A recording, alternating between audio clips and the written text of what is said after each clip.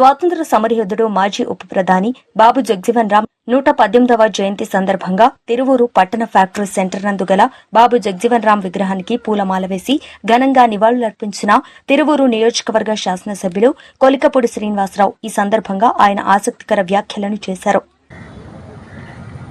ఆయన్ని పక్కన పెట్టలేని పరిస్థితుల్లో ఈ దేశం ఆయన్ని ఉప ప్రధానిగా చేసింది. దురదృష్టం, స్వార్థ రాజకీయాల వల్ల ఆ రోజు లోక్సభ సభ్యుల్లో మెజారిటీ సభ్యుల మద్దతున్న బాబు జగజ్జీవన్ రామ్ని కాదని కనీస మద్దతు కూడా లేని శరణ్ సింగ్ని నీలం సంజీవ్ రెడ్డి గారు ప్రధానమంత్రిని చేశారు.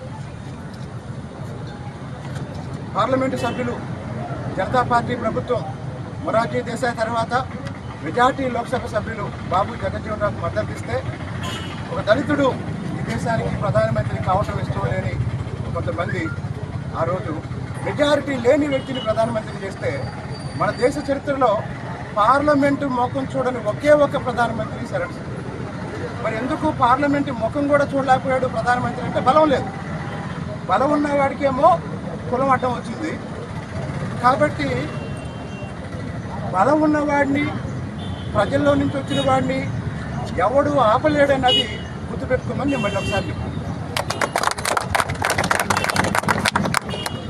కాబట్టి ప్రజాస్వామ్యంలో ప్రజలే అంతిమ నిర్ణేతలు. ప్రజాబలం ఎవరికి ఉంటే వాళ్ళే నాయకులు. ప్రజాబలం లేకుండా ఎవరన్నా ఏమైనా చేద్దామంటే అది వాళ్ళ భ్రమ అని సందర్భంగా బాబు జగజ్జీవన్ రామ్ స్ఫూర్తితో ఒకసారి తెలియజేస్తూ ఆ మహనీయుడి ఆశయాల్ని కొనసాగించడానికి ప్రయత్నం చేయడమే మన ముందున్న కర్తవ్యం అని ఇప్పుడున్న అందరికీ తెలియజేస్తూ, మరి బాబు జగజ్జీవన్ రామ్ అంబేద్కర్ అన్ని రకాల ఆటుపోట్లు, అణచివేతలు, వివక్షత, అంటరానితనం ఎదుర్కొని కూడా ఆ స్థాయికి ఎలా వెళ్ళారు అంటే వాళ్ళకున్న చదువు, వాళ్ళకున్న విజ్ఞానం, వాళ్ళకున్న ఆత్మగౌరవం, అన్నిటికీ మించి వాళ్ళ మీద వాళ్ళకున్న ఆత్మవిశ్వాసం.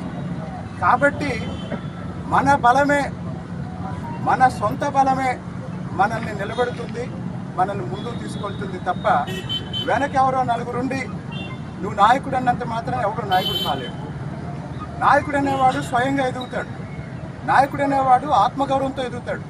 నాయకుడు అనేవాడు ఆత్మవిశ్వాసంతో ఎదుగుతాడు.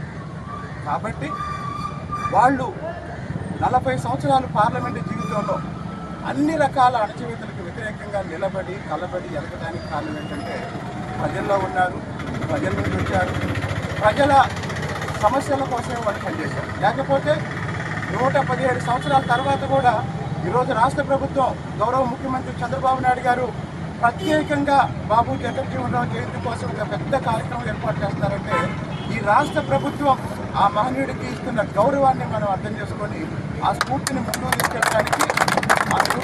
తీసుకెళ్ళడానికి పిల్లలందరినీ చదివించండి. కాబట్టి ఆత్మగౌరవంతో బతకడం నేర్పండి, చెడ్డల వాటికి దూరంగా ఉండండి. నేను ఎన్నికల ప్రచారంలో కూడా ఇదే చెప్పాను, ఎన్నికల తర్వాత కూడా ఇదే చెప్తున్నాను, భవిష్యత్తులో కూడా ఇదే చెప్తాను. కాబట్టి ప్రజలకు పనికిరాని రాజకీయాల వల్ల ఎవరికి ప్రయోజనం ఉండదు. అలాంటి విషయాలు నేను పట్టించుకోను. కానీ ప్రజా సమస్యలు ఎక్కడున్నా అక్కడ కొలికపూడి శ్రీనివాసరావు ఉంటాడు. రాజకీయాలకు అతీతంగా తిరువూరు అభివృద్ధి కోసం పనిచేశాడు. ఏ విషయంలోనైనా సరే, ఎవరికైనా సరే కొలికపూడి శ్రీనివాసరావు మద్దతు ఉంటుంది.